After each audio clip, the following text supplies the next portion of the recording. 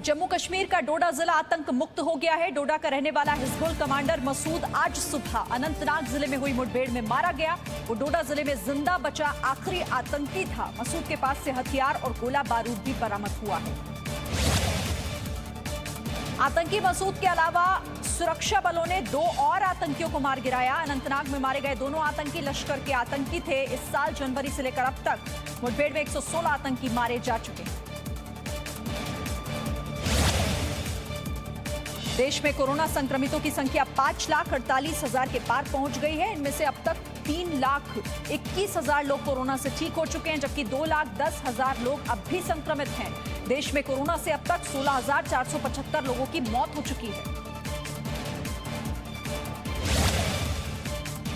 असम के गुवाहाटी में 14 दिनों के लिए संपूर्ण लॉकडाउन घोषित कर दिया गया। लॉकडाउन से ठीक पहले गुवाहाटी के बाजार में काफी भीड़ देखी गई। सामाजिक दूरी का भी पालन नहीं हुआ। इस बार लॉकडाउन में जरूरी सामान के दुकान भी बंद रहेंगे।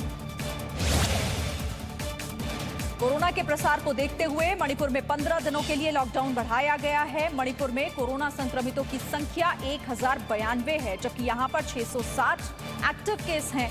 गनीमत की बात यह है कि मणिपुर में कोरोना से किसी की मृत्यु नहीं हुई। कोरोना वायरस के बढ़ते मामलों को देखते हुए मध्य प्रदेश और उत्तर प्रदेश ने भी घर घर सर्वेक्षण कराने की घोषणा की। इन राज्यों में कोरोना संक्रमितों की संख्या 15,000 से ज्यादा पहुंच गई है। दिल्ली, ओडिशा और झारखंड में पहले ही घर घर कोरोना का सर्वे कराया जा रहा है।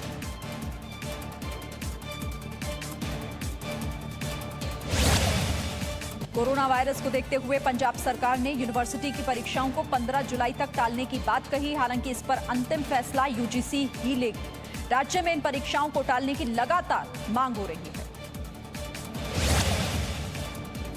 राजस्थान के ग्रामीण इलाकों में मंदिरों को खोलने का फैसला लिया गया। 1 जुलाई से खुलने वाले मंदिरों में सीमित संख्या में ही श्रद्धालु जा सकेंगे। इसके अलावा राजस्थान में बाहर से आने वाले लोगों के लिए क्वारंटीन की बाध्यता को भी खत्म कर दिया गया है। एनआईए ने आईएसआई एजेंट मोहम्मद राशिद के वाराणसी और चंदौली के ठिकानों पर छापेमारी की। इस दौरान पाकिस्तान से जुड़े हुए अहम दस्तावेज और फोन बरामद हुए। यूपी एटीएस ने इस साल जनवरी में चंदौली के रहने वाले राशिद को गिरफ्तार किया था। वो 2 बार पाकिस्तान जाकर आईएसआई से ट्रेनिंग ले चुका है। कांग्रेस नेता और असम के पूर्व मुख्यमंत्री तरुण गोगोई ने मोदी सरकार पर निशाना साधा। तरुण गोगोई ने कहा कि मोदी जी कह रहे हैं कि चीन हमारी सीमा में नहीं घुसा, लेकिन ये सच नहीं है। चीन हमारी सीमा में घुसा है और रोड बंकर भी बना लिया है, लेकिन चीन को जवाब देने के बजाय मोदी सरकार चुप्पी साधे बैठी है। चीन से फंड को लेकर केंद्र में बीजेपी की सहयोगी जनता दल यूनाइटेड ने कांग्रेस से कई सवाल पूछे हैं। जेडीयू के प्रवक्ता राजीव रंजन ने कहा कि कांग्रेस को बताना चाहिए कि चीन ने उसे कितना फंड दिया। उन्होंने कहा कि कांग्रेस पेट्रोल की कीमत को लेकर परेशान है। वो सत्ता वाले राज्यों में वैट की दरें कम आखिर क्यों नहीं कर रही है। भारत और चीन के बीच जारी तनाव के बीच जापान में चीन के खिलाफ प्रदर्शन हुआ। टोक्यो में लोगों ने अपना विरोध दर्ज कराया। विरोध प्रदर्शन में कई मानवाधिकार कार्यकर्ता शामिल हुए। इनके हाथों में चीन के राष्ट्रपति शी जिनपिंग की नीति के खिलाफ पोस्टर थे। नेपाल के प्रधानमंत्री केपी शर्मा ओली ने भारत पर गंभीर आरोप लगाए हैं। ओली ने कहा कि उनकी सरकार को गिराने के लिए भारत में बैठकें हो रही हैं। नेपाल ने हाल ही में संविधान संशोधन पारित किया है, जिसके तहत उत्तराखंड के कुछ हिस्सों को नेपाल में दिखाया गया है। भारत के विरोध के बावजूद इमरान खान सरकार ने गिलगित बाल्टिस्तान में 18 अगस्त को आम चुनाव कराने की घोषणा की। भारत और पाकिस्तान के बीच इस क्षेत्र को लेकर विवाद है। भारत इसे अपना क्षेत्र मानता है। पाकिस्तान की सुप्रीम कोर्ट की इजाजत के बाद यह फैसला लिया गया। तबलीगी जमात से जुड़े हुए विदेशी नागरिक की याचिका पर आज सुप्रीम कोर्ट में सुनवाई होगी। गृह मंत्रालय ने कई देशों के नागरिकों को ब्लैकलिस्ट किया है। सुप्रीम कोर्ट में इसी फैसले को चुनौती दी गई है। याचिका में कहा गया है कि बिना पक्ष सुने ही गृह मंत्रालय ने फैसला ले लिया। पेट्रोल और डीजल के दामों में लगातार बढ़ोतरी जारी है। आज दिल्ली में पेट्रोल की मामूली 5 पैसे की बढ़ोतरी हुई, तो वहीं डीजल के दाम 13 पैसे बढ़े।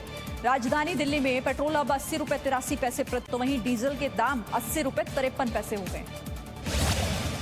पटना में पेट्रोल डीजल के खिलाफ कांग्रेस ने आज प्रदर्शन किया। पटना के बोरिंग रोड से डाक बंगला तक कांग्रेस के कार्यकर्ताओं ने साइकिल से प्रदर्शन किया। कांग्रेस का कहना है कि ये प्रदर्शन 4 जुलाई तक जारी रहेगा। असम में तेज बारिश और बाढ़ की वजह से 2 और लोगों की मौत हो गई। राज्य के 9 लाख से ज्यादा लोग बारिश की वजह से प्रभावित हैं। आपदा प्रबंधन विभाग असम के 23 जिलों की निगरानी कर रहा है। डिब्रूगढ़ शहर में बारिश की वजह से बाढ़ जैसे हालात बन गए हैं। बिहार के सहरसा जिले में लगातार हो रही बारिश से कोसी नदी के जलस्तर में भी बढ़ोतरी हो रही है।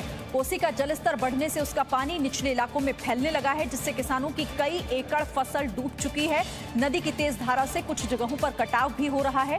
बाढ़ के हालात देखते हुए प्रशासन की टीमें तटबंध की मरम्मत में जुटी हैं। बिहार में टिड्डी दल की दहशत। आरा, मोतिहारी, बगहा में हजारों की संख्या में दिखी टिड्डियां।